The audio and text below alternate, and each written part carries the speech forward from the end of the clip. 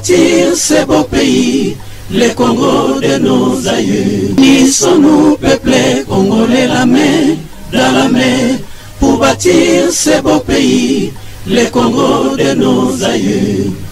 Kinzonzi, la palabre africaine. Unissons-nous, peuple congolais, la main dans la main, pour bâtir ce beau pays, le Congo de nos aïeux. Unissons-nous, peuple congolais, la main dans la main, pour bâtir ce beau pays, le Congo de nos aïeux.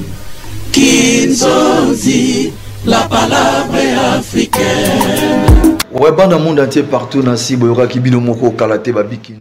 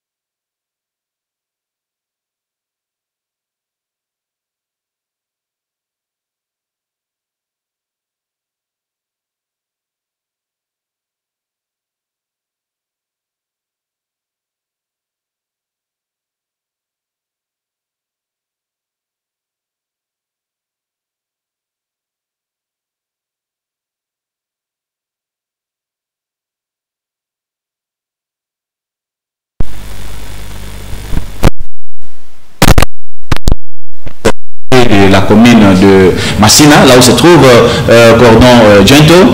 C'est la raison pour laquelle nous l'avons quand même invité, juste pour qu'il puisse un peu nous éclaircir davantage par rapport à certaines réalités politiques qui se passent de ces côtés. Laissez-moi le temps de vous signaler que, si possible, à travers cette émission, on va parler aussi de ce qui se passe présentement du côté de Kimbantseke. Nous avons beau parler de route du côté de Kimbantseke, mais coup de chapeau quand même au président de la République. Il a quand même écouté ce que nous disons à tout moment. Il y a des travaux qu'on venait de lancer du côté de Kimbantseke. On va essayer un peu d'en parler à travers cette émission. Cordon Gento ne se limite pas seulement pour la commune de Massina. Il est tout Tchango. C'est pas pour rien. Il a lancé une structure. On va parler aussi de ça à travers cette émission.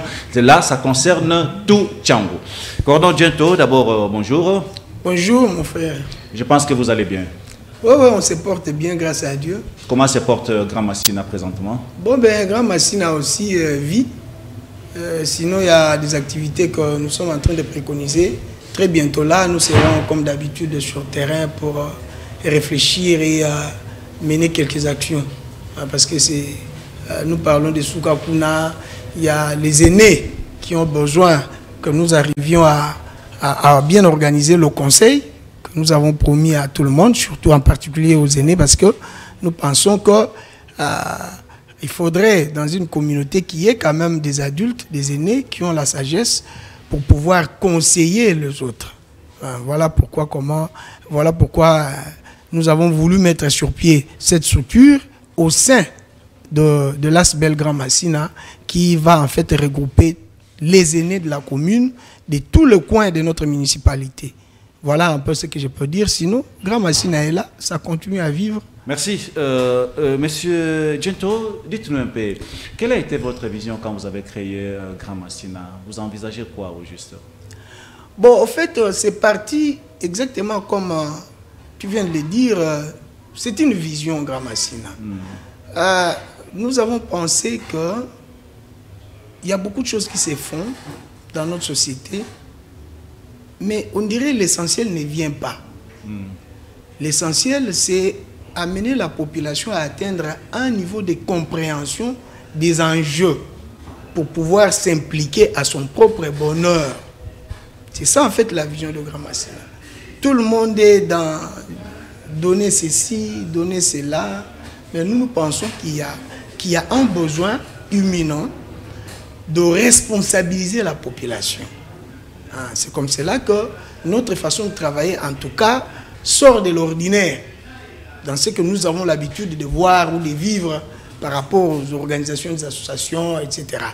Donc, pour nous, il faut d'abord responsabiliser la population, l'amener à jouer son rôle.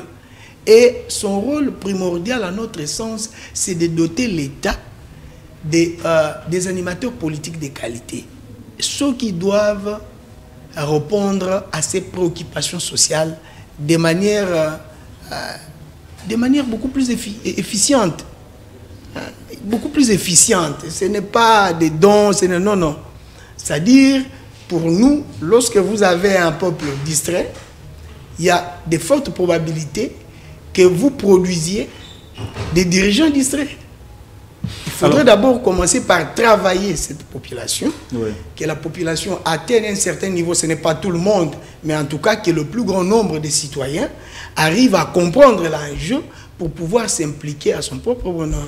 Quand vous parlez de la population, qui est celui qu'on peut appeler membre de Grand Massina? Est-ce que c'est tout celui qui est natif de Massina, tout celui qui reste à Massina, ou même ceux-là qui ne sont pas sur place, mais ils sont quand même de Massina? Bon, conformément à nos statuts et règlements intérieurs, d'abord, moi, à Massina, c'est tout celui qui actuellement là réside dans la commune de Massina. C'est tout celui... Même s'il n'a pas pris naissance à Massina. Attendez, oui. Pour nous, moi, à Massina, c'est tout celui d'abord qui habite actuellement la commune de Massina. Deuxièmement, ce sont tous ceux qui sont natifs, comme vous le dites, qui ont quitté Massina et résident ailleurs, dans d'autres communes, à l'intérieur du pays ou à l'extérieur même du pays, à l'étranger. Donc nous les considérons comme moi la Massina. Merci. Donc c'est en fait ça. Et Grand Massina est une structure qui travaille dans le sens de rassembler toutes ces énergies-là. Toutes ces énergies. Celui qui a une idée pour le développement de la commune, il apporte. Celui qui a des moyens financiers, qu'il apporte. Celui qui a la force physique pour pouvoir mobiliser les autres ou sensibiliser les autres, qu'il apporte. Et cela va faire de Massina un centre d'impulsion du changement. C'est-à-dire, nous voulons en fait être un modèle, un point de départ du vrai changement. Je parle du changement des fonds, pas du changement comme nous en avons l'habitude ici. Changement, on ne parle que du changement, mais dans les fonds, on ne vit rien du changement. Hein, c'est comme dans le pays. Tout le monde voudrait que, bon, ben, on a vu tout le temps la majorité présidentielle, quand est-ce que l'opposition aura le pouvoir. C'est en quelque sorte un changement aussi. Le fait qu'aujourd'hui, celui qui est à la tête du pays, c'est un opposant pur et dur. Il vient de l'opposition radicale, l'UDPS. C'est un changement. Mais pour nous, nous pensons jusqu'à preuve du contraire que c'est un changement des formes. Nous voulons un changement des fonds, dans le sens de l'amélioration des conditions de vie de la population. Merci. C'est vrai que la commune de Massina a pas mal de aspects. Il n'y a pas que Grand Massina. Comment vous collaborez avec la population, surtout ceux-là qui ont quand même des structures, des ONG, et ainsi de suite? Bon, en tout cas, Grand Massina, de par son essence, de par même ses objectifs,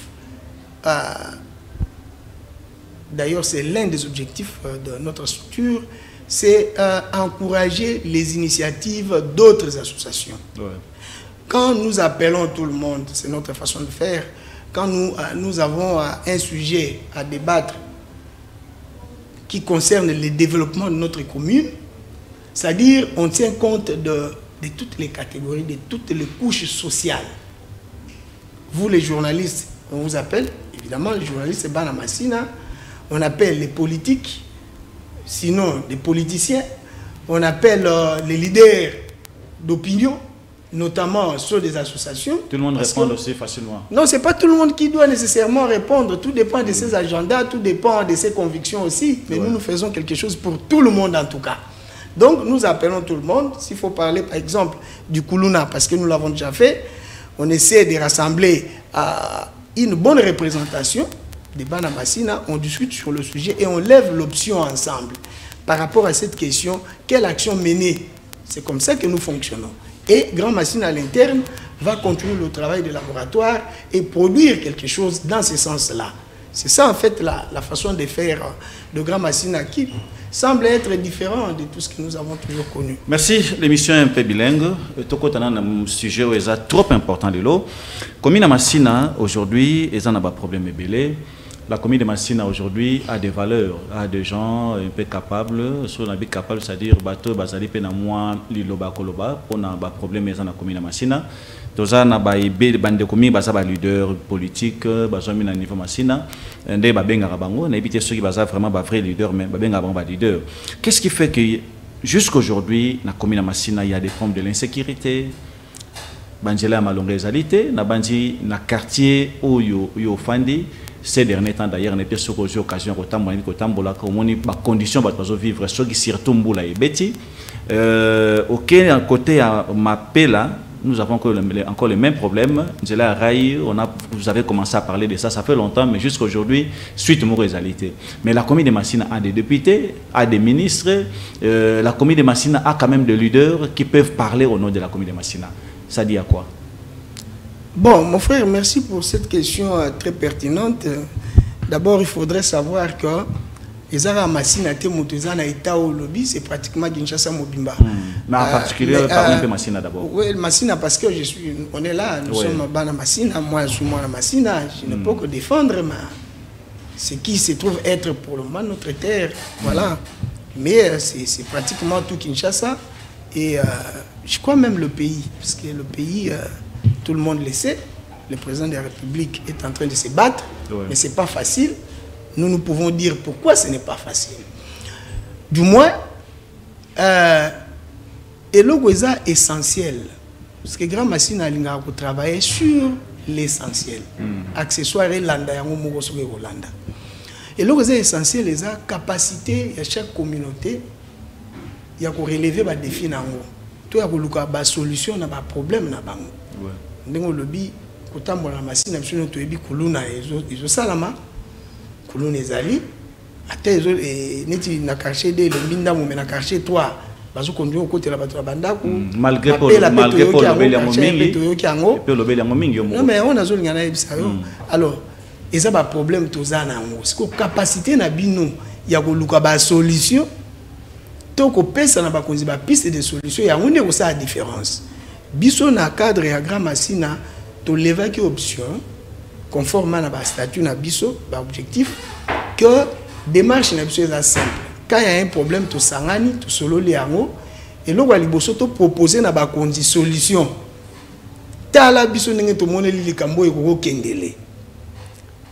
Ozomona, ceux qui te proposer solution, total nenge ba kondi ba ko salela yango, ceux qui te moni ke satisfaire biso te to leki na étape mosusu. Étape yango yango to benga la pression citoyenne. Ce qui est à pression citoyenne, tout le monde doit répondre, c'est une responsabilisation citoyenne. Donc cette organisation-là dont je vous parle, donc, biso te traiter question ya Kuluna, par exemple. La question ya Kuluna te proposer loi moko boye sous couvert à pétition na Assemblée nationale. On a dit rapport na biso moko na Massina te to na Kinshasa te. To bi problème Kuluna est commis déjà national te proposer loi. Lobby non ba konzia pa eza wana ngoti lelo na bureau avec Mboso tala biso ndenge to moni d'abord il faut qualifier cet aspect des choses sur le plan de droit phénomène Kuluna ezana na qualification te qualification juridique na ngoza to be ngo Kuluna ba ko apparenté ngo na association de malfaiteurs délinquance ba banditisme urbain tout ça mais sur le plan de droit na une vraie qualification te. Biso to qualifié quand on c'est un mouvement violent. Ceux qui va identifier bateau ba sali et logo wana un mouvement violent, bokangi bango, lokola to mona ki faiblesse moko na procédure judiciaire, tout ça la guerre ba policier bazo lela, boko kanga bateau ba keisi ma ba bimisi bango, ba policier ba bando ko maniti moi inefficace contre cette histoire là. To ba ki soki bozu ba leki ndengo la pona ko sunga bango, to sala ngo kala avant makamokanya makase seya. Pour na kosunga bango bake ko sala 15 ans ya travaux forcés na ba site moko bien aménagé basalela mboka ba chinois na yoka to yoka ba chinois batindela biso ba prisonnier na bango ba ya kotonga biloko awo batiki mboka la bango kuna kimia. Donc voilà, tozaki na démarche na deuxième démarche toke to moni bourgmestre avec une pétition avec un mémo. Bon voilà, mémo to yeko bundisa to proposer bino bitumba ya biloko mibale. Kuluna na embouteillage. Embouteillage to le bago to le baki to le bi il faut bon ça l'effort bon supprimer barré mususu surtout les gens mopanzi na biso pour commander de l'eau moko ya Sony embouteillage bande kangama biso so mona solution ya raté est-ce que bateau tout ça bateau mayele tout ça bateau mayele té biso to lobi bon supprimer barré mususu les na tina té au lieu que bon barricade ninge ba barricada quartier 1 ba barricade entrée ki mbuta et ça peut makambo Sony karate donc so mona on dirait toi peuple moko indiscipliné on dirait ba loi mi be kwa mboka zo sala té c'est pas possible. Tu le beau supprimer barré mususu. Arrêt local là où il y a entré à Kimbuta wana boko longola wana bokisiango bato ba ke nous joa na tribunal. Ba joa na tribunal la betani ba kozwa mituka. Donc o mususu bo pousser yango liboso na apocalypse wana ba kozwa mituka. Bato ba ke na hotelema na entrée à nini bo longoli arrêt wana eye na apocalypse. Ba couloir wana kotika la bien. Tu le vois déjà biloko wana oya kuluna to yebisi bourgmestre boyebi ba responsable to ba titeur ya bana wana po ba yebani j'ai parlé beaucoup avec monsieur Kaputu autour de cette question ba ça la même cartographie moko boye cartographie ya sécurité par rapport à dossier ya kuluna donc ba yebi bana wana ba place ba opéraka Kaputu le bourgmestre c'est passé l'ancien oui celui à combien na soukenemi na yo. Non, il y a des aux ennemis. Non, il y a des aux ennemis. En fait, moi je l'ai compris. Donc, il ne peut pas comprendre. Attends, c'est difficile. Le problème des moyens. Mais ceux qui sont à l'arrêté, c'est compliqué. Alors, maintenant, tout cela, tu as benga batitor et abana, tout cela la bango. Tout cela la bango. Donc, on a entre parenthèses par rapport à Likamba Kuluna. Et puis tu es qui ça comme la général Kasongo tu le but moni familiarité mokozo bota makasi entre bakuluna baleke to benga bakuluna na ba policier alors ceux qui ba bandi ko permettre 6 mois chaque 6 mois balongoli ba souci ato ya ngambo nyonso to ba quartier 3 nyonso batindi ngo quartier wana balongoli keso kinjili c'est ce qu'on est en train de faire et ça la paie moi bien puis to senga évidemment que ba remplacer nanou ba commissaire mususu tout le monde quand même bah où tu peux remplacer 3 commissaires sur 5 pour avoir 5 bah remplacer 3 commissaires donc toujours tout ce que nous sommes en train de faire ça prouve à suffisance et ça la vigilance citoyenne dans tous les cas nous avons aussi prévu un mécanisme pour encadrer bah les qui n'ont pas bien bakuluna parce que dans le fond bah bota marabakuluna té et la situation moko bazo kuta na mboka ba condition moko boye ozo permettre tant mususu que bango ba agir ndenge bazo ko agir wana quoi que tozo boya yango donc il faut trouver aussi un moyen de les encadrer parce que parmi bango il y a des asociaux il y a des antisociaux ba antisociaux il faut les isoler les asociaux il faut les occuper lucrativement. Merci. Alors ndeko Jento na lingisi ko omeka ko sunga population bazo mo ba éclaircissement dans les cameras c'est un peu important. Aujourd'hui, Grand Massina depuis Salema et Zakana Biroté. Mais Nakotala, to Nakoyoko Batpalobaka, Cordon Gento, Azorambon et pas il y a quelques leaders politiques basés dans Massina également l'honorable Jean Goy, également honorable Chibalabala, également honorable Jonathan Ouatta. Et puis, tu collaborais aussi bien avec l'honorable Arma, malgré Bobebana, c'est que les gens sont en train de dire. Est-ce qu'il y a moyen qu'on éclaircisse davantage? Qu'est-ce qui fait qu'aujourd'hui, Grand Massina, mais toujours, moi, ma fout à Moroboye, que non, derrière tous ces gens-là, ce sont des gens qui soutiennent souvent Grand Massina, financièrement. Papa, d'abord, il y a aussi le lobby. Ce qui est solo et Zalaka, avec beaucoup de sérieux. Oui. Je ne pense pas que Tokukiko Sala Wana, il y a ce qui est Zalaka, tout travailler convenablement. Donc, ce n'est pas notre genre. Mais tout ce que je peux dire, nous soutenons sont des politiques. C'est-à-dire, dans l'esprit de la Grand Massina, on n'exclut personne. Et ça, la contribution intellectuelle, la contribution morale, la contribution financière. Bande quoi politique va na bandenge na bango. Omoninga soko lingito yo kanate. Banda ka babilo ko mugo zo kene na sens ko zo lingo manipulenga. Et les garanties. Par là, tu veux dire quoi? Non, il y a une chose politique qui est là. Pour y il faut que commissaire qui est pour y bien. Ouais. Si vous avez une grande machine fonctionne, na crédibilité autoza na terrain, tout qui ne comme boire à la bilo ce qui est vrai, tant tout ça la activité pour tout le basico. To lancer la invitation, to pona la bilongia batute. Bande konyo so tangi ba kombo to tinde la ba invitation. Nakala, je crois na masolo marché à liberté ba yaka moi ebele. Après wana ebele bande boyate. Mais si vous lancez invitation bande ko baye, bovandi ndenge to sala kanit na WhatsApp s'il faut, na WhatsApp s'il faut, bon organiser le lobby. Ah, bande ko to sala likambu boya. On y a monde qui a contribué financièrement à contribuer. Et ça est facultatif. Oh, ça monte à malam ou à salaire. Ndeko mongo na ba o tangi ndeko ngui. Ye azalaki quand même na. Abane goya. Abane goya les bandes. So pour lancer invitation à grand masina, ya bana ko monana. Paramètre. Na ko monana écoute na web ça na ko monana. Na ko monana les autres jusqu'aujourd'hui ne viennent pas. Na ko monana mais même il est pas ya la souté. Hein? Tine to kota 2022 na web ça le na ko solo lati.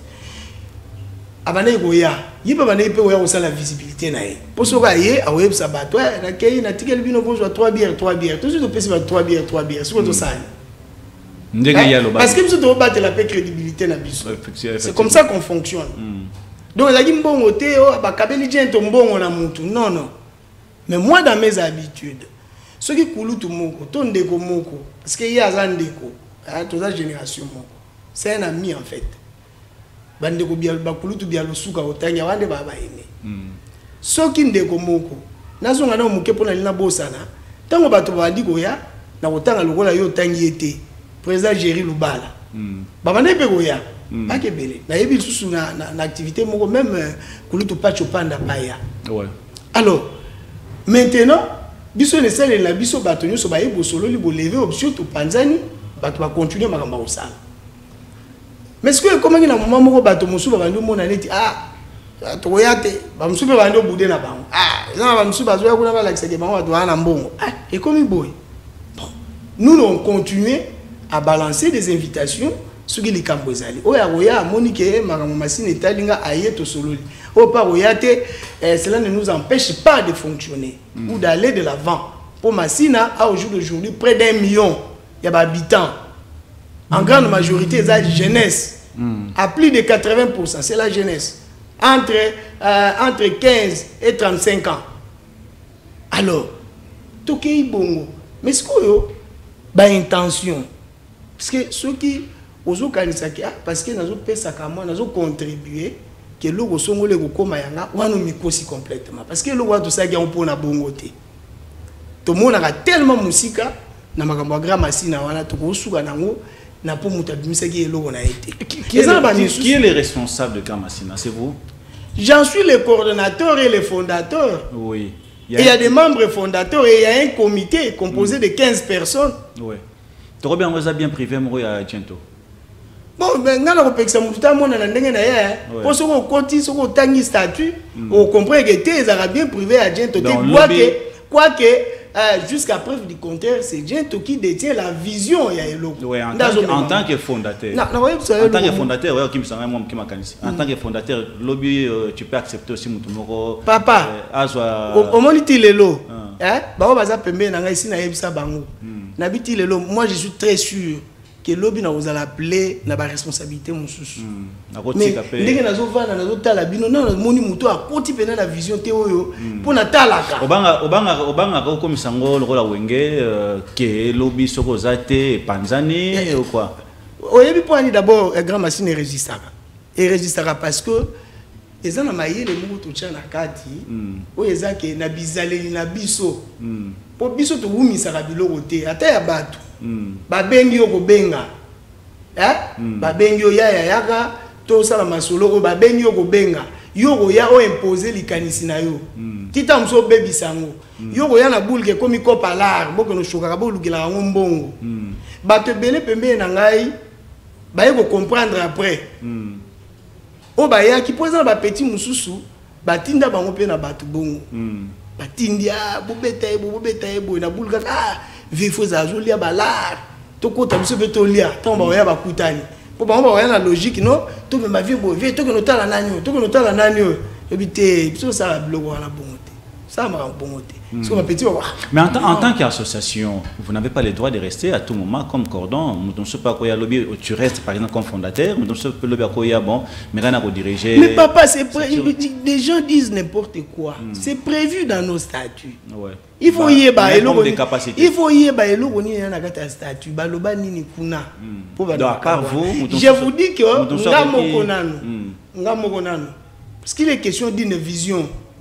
Nga moko nanu na vandaka na ukanisa soki neti na zate na bandeko ndenge tozali so ne na makambo susu ndenge to vandaka nani to ko encourager na ma manière to na ba mécanisme préparer justement préparer na ndenge ba statut et prévoir azwa eloko wana. Là tu le fais au tala yonde muto tala ka to botala. On parle de l'association. Papa, je vous dis, c'est l'association. Exactement, je parle de mécanismes et statut. Je vous dis une chose. Vous sentez que na kati ya comité wana muto moko za capable d'azalité. Non, il faut les préparer. C'est ça le problème. Et pour préparer les gens, ça va prendre combien de temps? Attends, pour préparer les gens, il faut d'abord commencer par les observer. Ouais. Hein? Mon imbogo est un problème. Il faut commencer par les observer. Là, c'est vous qui observez. Mais oui, parce que c'est moi qui conduis. Mais c'est moi qui conduis. Qui voulez-vous qu'il observe? Je vais vous dire une chose. Oh, peut-être que vous allez minité. Même les partis politiques au monde. Sauf qu'un parti politique, moi j'ai suivi plusieurs formations politiques. Hein? Un séminaire de formation organisé par une institution internationale crédible. Ouais. Dans la formation belé. Ba programme est belé. Ba programme le la Tommy Koti Sawana. Il y a des américains d'ailleurs. Tant que nous avons une vision là. So ko bengi bandeko talanga boula nango. Bandeko nde ba ko sa l'effort. Ba comprendre vision ana.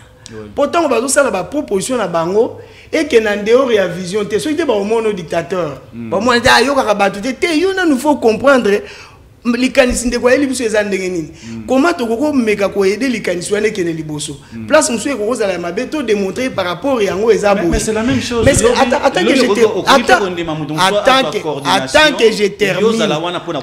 que je termine, papa. Vous n'avez pas lu les statuts. Parce que c'est clair, il y a un mécanisme pour déchoir un coordonnateur. Hein? Il y a un mécanisme. Et il y a des délais. De combien d'années? C'est ça le souci pour nous, que les gens soient intelligents. Le délai, c'est de combien d'années? D'abord, le mandat est de 5 ans, non? 5 ans, vous avez fait combien d'années déjà? Ah, mais il faut y battre. Il faut y battre. Oui, oui. Mais na tundi oyebi grand machine ba na mbulani et na 2019 non fin 2019 donc déjà nengozo que OK na fin mandat na yo.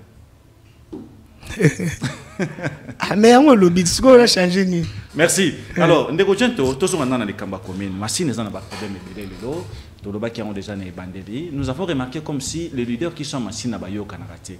Ils ont la démarche moko oyo sala pour osangi sakaba leader wana bas ensemble. Mais jusqu'aujourd'hui, on sent comme si baya kakakate. Quels sont les efforts aux autres continuer comme ça pour omeka ko batnde ko wana nyonso ba omeka ko comme sikamo. Non, ça c'est il ne faut même pas trop se lamenter. Il ne faut même pas perdre beaucoup d'énergie. Biso to salate poto 5 sabon ba bandola la rambetu moko. Ça c'est pas notre problème. Notre moto a la ndenga koleli, ndenga ba bokoleli ndenga zo monde la makambo. Mais biso pona biso l'essentiel les alaka quand il s'agit de l'intérêt de Massina. Parce que nous voulons faire de notre commune un centre et impulser un changement par commune Mosué Landa. Quand il s'agit de l'intérêt ya Massina batonyo so batie ba divergence na bango na no pembeni ba kozongela ngo après ceux qui ba lingi kozongela ceux qui ba lingi kozongela ngo c'est pas notre problème to lukate bala la rambetu moko mais to lobi ta la promo zo tungisa mabele oya yena likanisi oya yena oya nango bobundeli likambo wana parce que na ba stratégie na biso to lobaka boye nous avons En tout cas, nous pensons que nous pouvons amener la population à faire pression sur une question, pour résoudre une question. Ouais. Ceux qui ont ça la pression citoyenne, bah ouais, bah ça loko la nzamba sungi bango ton mokile sungi bango. Pour les arabilo mi balé à okesana. Musu za makambo nzambe, musu za makambo yemoko. Yemoko mutu, musu pe ko zape ya satana. Tout le baka makambo nyonso. Eh, pour comme Dieu la béni, Dieu la béni, non les Dieu la béni. Mutu sungi nzamba béni ya ko yiba mbongo l'état te. Hein? C'est ça être intellectuel. Un intellectuel n'est pas malhonnête. Alors, si on a la zone baké, ceux qui ont béni bateau, tout le biso, tout ça la pression boye, bino c'est un peu de ça na marché à liberté. Bino bateau boza liboso boso la kuna na ba konzi po bino boza ba konzi, bino boza lobbying. C'est tout ça la pression, bino boza lobbying, nous pouvons aboutir à un résultat. Les camonnettes à boulevard Fachi, ba picolara iwana et que nous basalango macadam ba moderniser rail et que nous tout à route poids lourd. Ce qui bango nyonso auto la gina auto ana bango. Na gouvernement provincial siko atika limoko ba yaki mi balé. Jean Goyi na Flavien. Na gouvernement na nini na assemblée provinciale. Nani azali Chibalabala, vice-président, rapporteur pour baba na changu na otanga bango siko na ndenga changu. Surtout zongi lisu na gouvernement provincial to otanga sumi balé ou à fonction publique na mbogoso. Hein? Toye na assemblée provinciale papier puis anazali. Junior Nembalé baza élu ya changu. Donc groupe wana nyonso. Donc ba fonction makasi ya makasi. Soki bango basala ki lobbying, biso to sala pression citoyenne ke ba bongisela biso rai.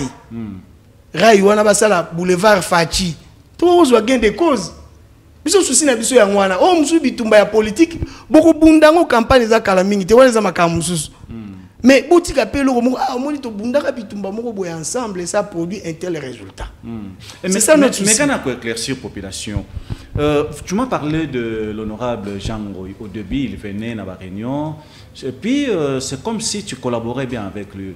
Et aujourd'hui, subitement, Bamoni, Cordon Gento, na honorable Jean Goy, Basolara sauté, Bakoutanara le sauté. Vous avez des conflits avec lui. Qu'est-ce qui s'est passé au juste? Bon, ce qui a fait, moi, c'est pareil. D'abord, Grand Massina était disposé à collaborer avec tout le monde. Ouais, Monique et Likambo, Bandeko Bazoloba, et ça quand même important. Tout ça, bateau, défi, mon photo relevé en haut, ça pouvoir politique et au leka, mais comme on a besoin de côté à la époque, on a besoin de salaire boy. Tant qu'on a une génération, on souhaite au Yassima. Il faut parfois qu'on s'en ramakambo et qu'on s'en et traverser peu bas siècle. Ça va bien moi mais et puis il y a rien parce que tout le monde peut le faire. Tout le monde peut le faire. Même toi aussi. Mais amener, oui évidemment, qu'est-ce que vous voulez. Mais amener le gouvernement provincial ou national à ça les lots moi motu et pas na bino wanande ça vaut la peine. Vous comprenez, il y a wanande musala politique. Il y a un de la politique, vous abrutissez la population. On a personne qui m'a pouta. On monite, non, mais c'est quoi ça? Vous avez diminué force, il y a l'État. Moi, c'est mon salaire à l'État. Or, bisogno so pombo gawe bonga, tous a censé qu'on travaille dans le sens, il y a comme même l'État comme à Makasi. Bah, individu, on va comment on s'en a la place à l'État, on ne va affaiblir l'État. Vous imaginez par exemple. Bandeko ni so ba député na bino bazo tongaka ba école ça est là yo kasi bango ba ko travailler pour la gratuité enseignement pour l'état tonga ba école pour bango la ba cop na bango ya zo mona ngo wa retraite na nga ya tongi ba école sikoyo ya ko ça l'effort nini pour gratuité enseignement simba to l'état tonga ba école mususu en ça l'effort wana te ba ko lobela ngo militaire na ba assemblée la bino voyez alors nazungi na likambo lobi ande kongoyi. Donc c'était dans ce sens-là que tout ça qui est disponible et au benga bato nyonso. Bao bayaki yene banela l'accès qui moi volonté wana ya mingi. Comme tout bon politique et ça il peut visibilité na ye. Biso pas na biso banda ko déranger bisoté. Mais to comme ki na moment moko boye d'abord yé moko kutesi a ebisanga. Tant to uti makambo arai to kozonga quelque temps après. Bon moi je pensais que bandeko bantura qui est pendant moi ni tinga na kozana responsabilité auprès na ye ngala ka bongo te ko ba moneke bandeko lia ondeko lia mwa mingi pembeni olia mwa mingi ni tini bandeko so mwa papa mwa mingi tala ndenge bazaka wana ya muto kotombola musapa lobi ke ono corridor posanga problème ngo na pese ki $500 azate soki moto abengisi ngai to na likambo ko solola pona soli na bato belé bakulutu na yebisa ki yawa na bakulutu na bango nyonso j'ai échangé avec Tibalabala, j'ai échangé avec Armand, j'ai échangé avec Flavien Koui, j'ai échangé avec Kouloutou, nani Jonathan Bialosuka plusieurs fois d'ailleurs.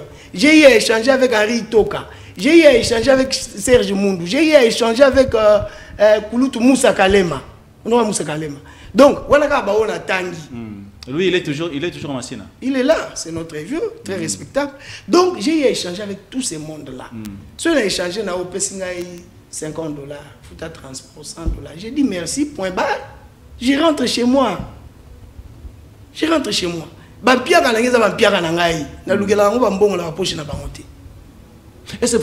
vous êtes en conflit avec M. Jean. C'est ce que j'étais en train de dire. Ouais. Maintenant, qu'est-ce qui se passe?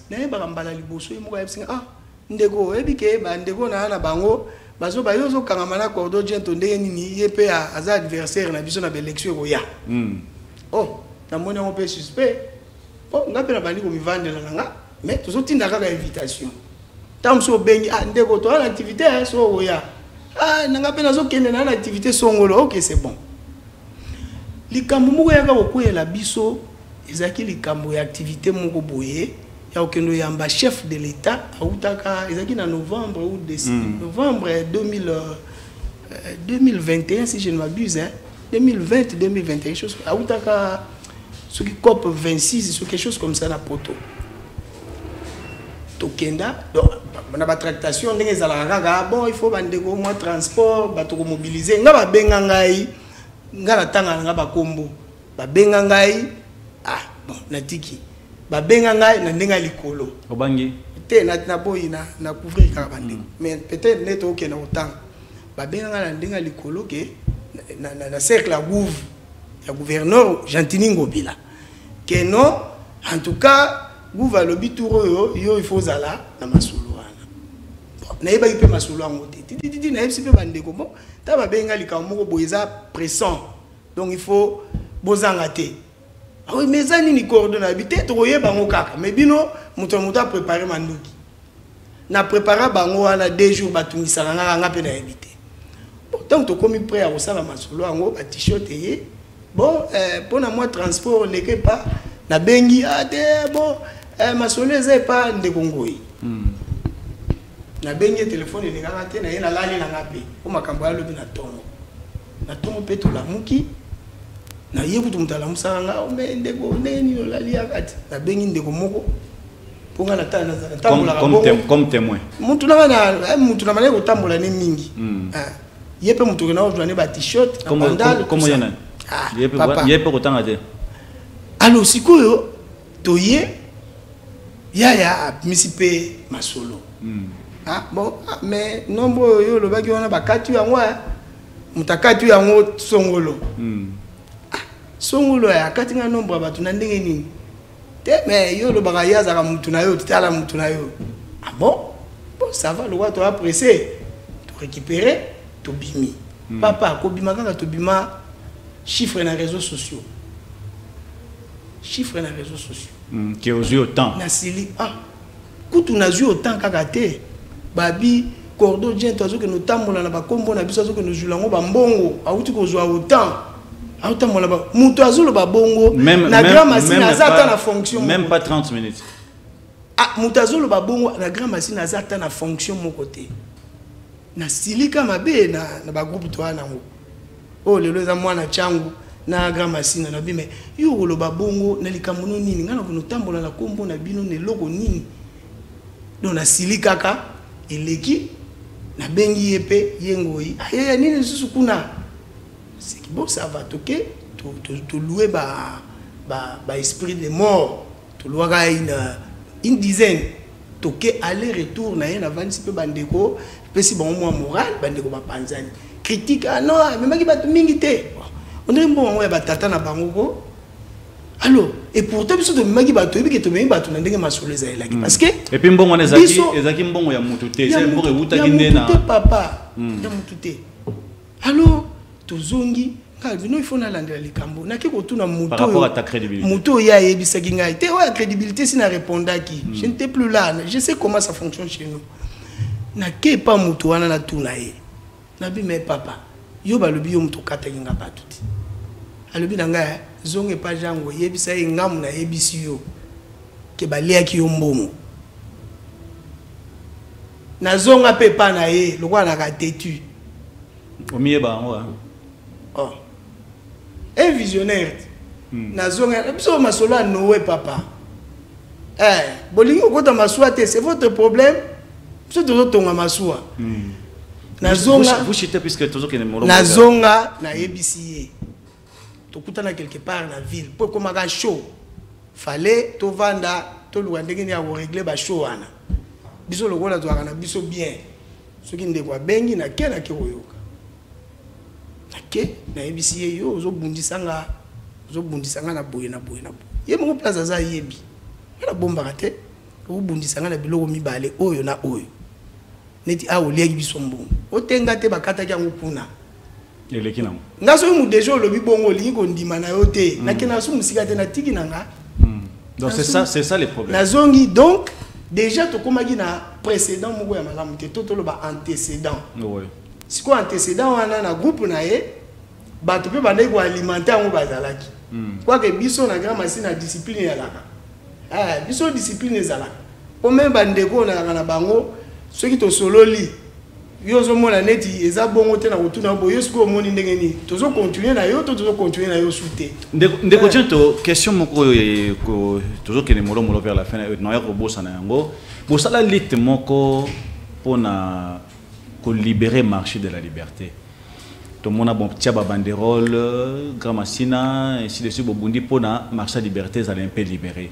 Et effectivement, gestion, aimerait changer, bâtir, gestionnaire, mais aujourd'hui, ce que nous avons constaté, l'ito salaka liboso, apparemment, l'ito c'est comme si il y a bouture de l'autre côté. Grand Machine a bénéficié ni dans le marché de la liberté. Deuxièmement, aujourd'hui, nous avons remarqué que le marché de la liberté, c'est comme si c'est géré par un individu, et puis le marché de la liberté, c'est géré dans la corporation Moroboya, Fondation Tosungana. Beaucoup de travailleurs bazawana mingi bazana kata fondation Tosungana mais grand machine a bossé retrouver de l'autre côté. Bon, merci pour la motuna. D'abord il faut batobaye que c'est vrai grand machine a déclenché un processus où il même un changement il y a animateur gestionnaire et marché à liberté to bandaka ngokaka na koyoka banini to bité to mener moi ndenge biso to alaka moi banquette moi ba étude to bon to convoquer une rencontre batubaya c'était d'ailleurs sous pression batubaya to solo là to lever option que il faudrait tout ça la pétition tout ça les pétitions to tambola machine à mobimba plus de 5000 signatures to tambola na ville à Kinshasa bandeko pe ba contribuer notamment au tangi kombo wa ndeko jango ya contribuaka pour les cambons peut ça m'a fait bien dans sens il y a coaché biso moi poids to louer moi bus bon voilà tout tambolaka tout kende pas gouverneur tout chama kelele tout kende assemblée provinciale tout chama kelele premier vice-président assemblée à Kita coup de assemblée provinciale Chibarabala Kita ayamba biso tout solo là caméra à l'appui tokenda epai ndeko jango ito chepe makelele caméra à l'appui tokenda présidence tokenda IGF do totambola assemblée nationale totambola tocha makelele tango ndeko nani Armand ayeko sala nini na ya question na wana adressé na Mama Fatou nous avons une séance de travail avec lui pour te élaborer ba question nini ya kutuna kutu jour bango bakanisa nga pe na kozala na assemblée jour bango babenga Mama Fatou nga ndé na mola ka bitumba wana pona yebaki ba non na yebaki ba réalité belé senga pe baluka nga ba corrompre ngai mais to leli nuka ke loko faut esalama yo boya no la mais dans une sorte de batwa ça amasse ki nga ba kuluto belé il y a des gens qui m'ont proposé des choses mais ce qu'on zongi après 6 mois otuni ndenge proposer ka eboro wana mwala wana ndenge ninga na benga ta benga oboya no ba montagne ya minene mais bazo salir yo na ba montagne mo mike mike. Alors maintenant to ba benga nga kutu mutabenga nga Paul Tosua abenga me ya yuza wapi cordon mukeba ya na posa na opesa ye moi ba élément ba question na bina ye amona Armand pour te pesa ki Armand ba questionnaire nyonso na oya ko pesa na ba collègue na ye ba question nyonso. Donc nous avons travaillé sérieusement ya mona yoka kanda donc binonde bo coach Armand tango ba matcha ba banderole na bango oleba lo ba ke merci na bana masina ndenge ba longi bitumbo yo bango ba matcha na ba kombo ba parti politique na ba papa eloko loboko ya nzambe esali kosala erreur te yango bakokutana makambo to shitena na siko na ozo leka lelo na marché yango bakokutana makambo lelo. Alors pona lelo oyo ezoleka biso pe toyokaki koyoka notamment makambo olobi wana ya tosungana au désordre dans la marché à liberté tout ça mais bato il faut ba yeba na eloko moko ya motuya Grand Massina ne s'immisce pas ne s'ingère pas na gestion proprement dite ya marché à liberté. Bissot aura plus intéressé à ce que le marché de la liberté apporte à la commune de Massina. Ouais. Alors, ceux qui te montrent qu'il y a intérêt à la Massina et comme ils bousculent, ndé wana biso to mekaka ko solo là. Première démarche.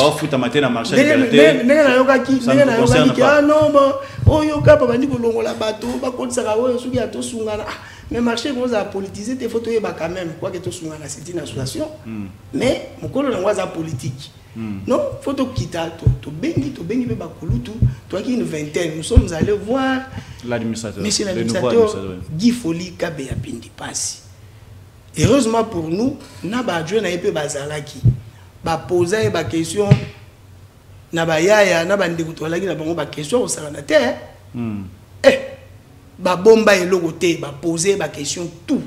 O bango ba yokaka. Yepé a réagir. Biso to lobaki bon. Le rôle de Toyoki sont des cloches payées à Awa, na Toyoka to vendre, to réfléchir, to eba, n'engin Toyoko sala. Mais dans un premier temps, Tolobaki soki ne dit tout sungana à s'immiscer, na eza malamute. Donc, honorable Junior ne malemba, il faut ben d'abato na matoi po et ko salir yé. Voilà la première des choses. La deuxième des choses, Tolobi pe bon, ndeko a bon sa gestion. Ceux qui battent il y a des quoi que tout ça. À l'interne, il y a des institutions provinciales habilitées. Basala Moussala wana. Biso ezaka exercice moko citoyen, vigilance citoyenne. Que toye bon rango bana masina bazwa on a passé moko pe fo to ezala peu profitable na mabele. Donc c'est dans ce sens là que biso toyaka. Donc biloko nyonso le biwana toyoka kiango to abordaki administration générale ya marché à liberté. Nous avons eu des réponses. Tu sais qu'on peut clairement que mon réponse au Pessibiso, les paroles d'évangile, surtout qu'on analyse. Mais même Dieu n'a pas pu rappeler Bitumba, le quoi est présent. Baye bagele ceux qui ont l'ongolio, on peut pas kende. Donc boza censé pour travailler en harmonie. Parce que marché liberté on est pas premier belé. Je vous dis que même gouverneur il faut asunga. Moi je diriger marché liberté. Comment? Ba kondim faut ba asunga. Mais marché liberté, il faudrait encore vérifier. Mais comment bilanga est député? Na ba ministre provincial bilanga na bango. O ya rotinda songolo, non na mo problème. O ya rotinda pakala, to régler problème boye, bo pesa na place boye.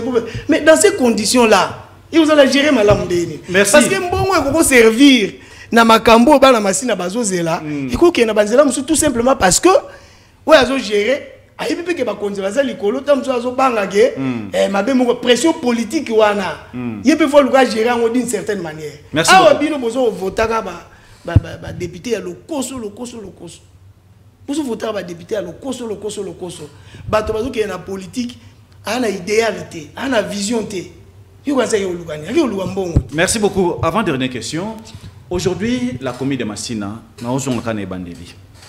Parmi les problèmes dans la commune de Massina, na commune yo, boyokani ezate. Na kenembala moko tout trop vite. So tali ba leader politique bazana Massina entre eux, bayokana raté basola raté. Aujourd'hui par exemple le Kamboya honorable Jangoy, na honorable Armand bayokana raté. Aujourd'hui honorable Jangoy, na honorable Jonathan Wata bayokana raté. Aujourd'hui, l'autre est sans fil Chibalabala, na Jangoy, peut-être que ça rassemble à Rosolola, au sera comme Bengali Kofi à Chango, et peut qu'on a comme Bengali les véritables Kofi à Chango. Le fait que climat est malamuté, pour ne pas parler de M. Itoka, je ne sais pas ce qui est Basola na Jangoy, mais je ne pense pas. Le fait que cohésion est zatée, vous pensez que commune à Massina l'objet que je forme? À un certain moment, tu as une crainte Morobo, Bisso Grand Massina, ça fait, c'était l'année passée. Tu as une crainte que tu as une élection pour bateau Barobomana. Pour moto la sala bande nae, ala ba petit nae, donc il y a côté mususu candidat mususu na quoi mususu a relégaté. Et l'idée nous est venue, il y a aussi la rencontre moko ya ba leader. Hein? Rencontre moko ya ba leader avant l'isolo ya suka kuna ya obima. Tout ça la rencontre moko ya ba leader ba yeba quand même que politique ba ça la rango bongo te. Po na yebite suki ndenge na lobaka oya biso suki photo benga bango ba leader to bazala banini. Leader c'est un meneur d'hommes, c'est un constat innovateur. Hein?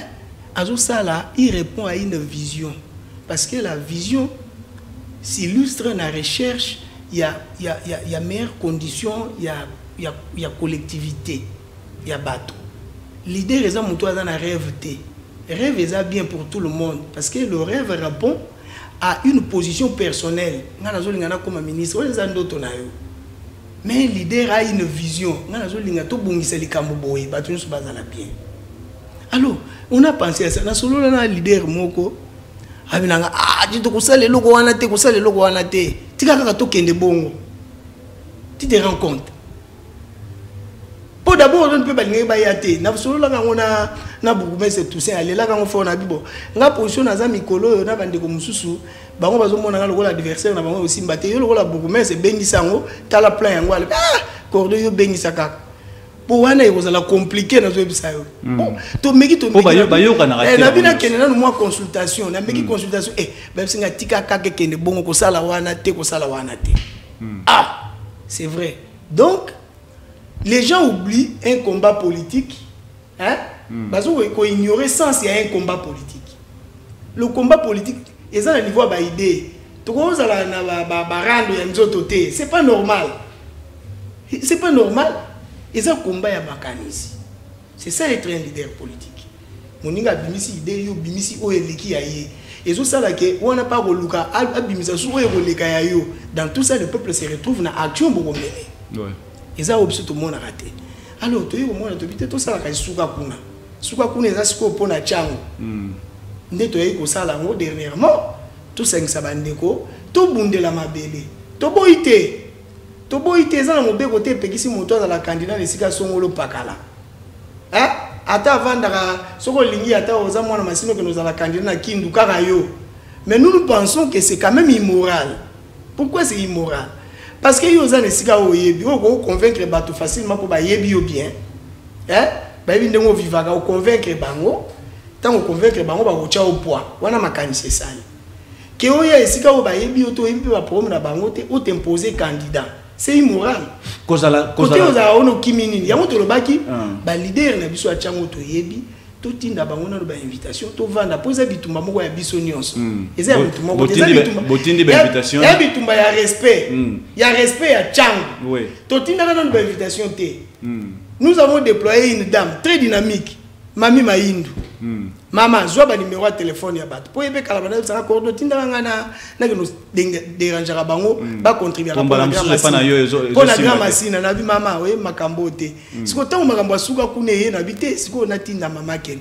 Na tinda plus de 20 numéros ba téléphone ba onyo sutangi kombo. Abanda ko benga bango akutana pe na misusu. Misusu ba boya même ko yambe na téléphone. Akutana na makambo. Aye kozonga mukolo na tuna ye na bi mama boni kuna kasi ba contribution e ya lobi cordo tika batu na yo na bukani na ngana koseka abi uzo seka ngasu na bi akasi yo au moins komi témoin ya biloko batu balobaka n'importe quoi que cordo azwa rambongo po yo tamboli o comprendre ndenge jo yango ezalaka mais ba yamba ka echi bala yamba ye ba solo la bien ensuite les ala mobulu arma yamba ye a libéré les transports, j'y crois. Mais pas pour l'événement. Non. Akutana na Tokenaka musika, tokenaka tina ba personnalité. Nakolo baneti Monsieur Dit Moniz, kutanaka na ye, akutanaka na ba kulutu ebele mususu. Akutanaka na bango. Mususu kutuba ayebisi albe atengai, havana sama makamona bo yebisa nanu nani oyo.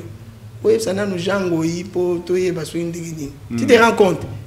Donc, tant maman est aux ongles na seka na bi, il y a un plan B. Merci.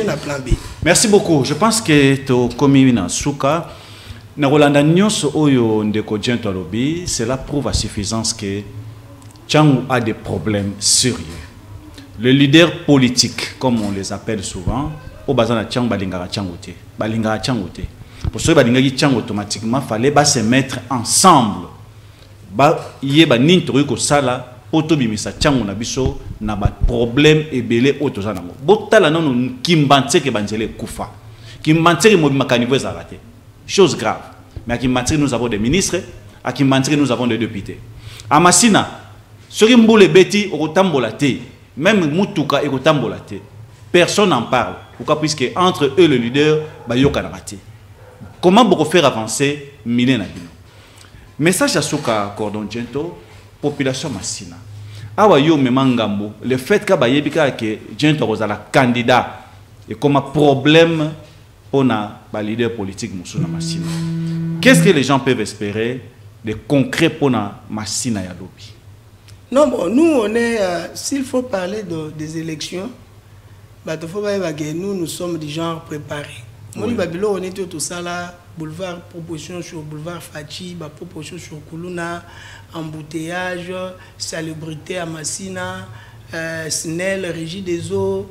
Donc, le conseil autour sur pied, parce qu'il faudrait aider la population à s'organiser, pour tirer quelque chose de bien, les responsabiliser, la responsabiliser plutôt. Donc, pour le respect à Tchangou, Yabana Tchangou, et préparer à Bisso. C'est-à-dire, ceux qui les lots, pouvoir, par exemple, politique, on n'a pas besoin de chercher ailleurs. Nous avons déjà un combat devant nous. Tout Bundara, on a mais bah élection dans la réalité belé pour peut-être toi sous attente na lingina le banda mo pona opé ça peut lumière na population ba to belé ba tout à tout le nga candidat na ba jeune na biso ba leki tout ça et ça bien qu'on a une ambition, l'ambition est légitime comme on le dit toujours mais bon il faut y ba payer le rosolingo sala ba élection est la compliqué d'autant plus que ba parti politique est belé OK na ba regroupement le logo tout à tout na vous la candidat. Mais regroupement, on a par exemple 10 partis politiques. Ce qui est dans Massina, on a 3 sièges par rapport à projet. Il y a loi sur la répartition des sièges on a monaki. Massina a 3 sièges alors que tout photos en 4, tout le monde a clair. Ce sont des combats politiques qui ont mené. Mais on va voir comment ça fonctionne dans leur tête. Regardez, tous sont des gens qui réfléchissent comme ça. Or, bah, éviter que 4 ans, vous avez un poisson qui est sungani, vous avez un peu masolo pour intéresser à vous vendre. Ça, il peut pas combo na bino. Alors, si chaque parti politique a un élément bien, candidat est sûr, ou a un bunda, pour y avoir siège au sein d'un regroupement. Pour y avoir ça là, pour politique na bango, pour baluka pour ces ministériels, pour ces songolo pakala. Donc, on n'est pas de quitter dans parti politique. Et Belé va continuer à recruter, va continuer à identifier, va continuer à talenter. Ça, c'est de 1, il faut battre. Il y a mis balé, il faut battre voter rapport à Nini. Oh, t'es un peu pour me sa population. Ah, on a déjà va comprendre que problème. Non, bozo kosa. Chef de l'État a un calcul moussou. Que tout va voter au thé. Merci. On arrive à la fin de cette émission. Merci beaucoup, mon frère Jento, d'avoir répondu à notre invitation. C'était vraiment important. C'est que Bandeko Bazo va éclaircissement par rapport à ma camion sur Oyo Touchukosora Awa. Il est vrai que les accatements passent surtout pour nous la mingi makambo le kanambo kanabiso ba réalité le kanambo kanabiso ça fait très mal de voir que population va souffrir mais ça ndambu ya batu moko boye quelque part oyo bazali kolia na bango ko sepela na moto ki population bazo mona pe population zo souffrir mais M sou bango bazana yango baza pe na possibilité de trouver solution mais bazo tika population anyo comme ndenge wana. C'est ce qui se passe présentement na niveau district à Tchango. Nous avons des gens ba ko trouver solution ba sangani place moko ba moni même mokonzi mboka ba sangani place moko ba moni gouverneur de la ville ba sangani place moko ba moni ministre moko songolo pakala o ya ko ça été ba résoudre le problème moko o ko za pour intérêt à la population mais personne en parle. Personne n'en parle. Même les députés provinciaux, qui liboso, na bango sata muto moko sala quelque chose à zaté. Même au bazali lelo, bazali peut toujours réfléchir un peu mal. C'est pourquoi nous avons invité Ndeko Djento. Merci beaucoup Ndeko Djento pour 10 secondes message à Souka rapidement. Merci d'abord na yo bien ko kananga kala. Bon ngaye yo, seli nango mutema no lingaki. Na pesi mbote na bana masina nyonso, bana Congo, bana Tchangu. Tozana suka kuna tozongela ngo kala mingi te to benga moi équipe restreinte ya bande kwanjili kimbanse kensele to vanda to élaborer plan wana to wanaki bakulutu pe bazo tungisa pona le conseil donc kala mingi te na ko benga pe moi groupe moko restreint ya bakulutu o bazala la responsabilité ya ko mema le conseil wana o eza pona bakulutu nyonso ya masina. Merci. Donc voilà, na souhaiter bande nyonso bon après-midi.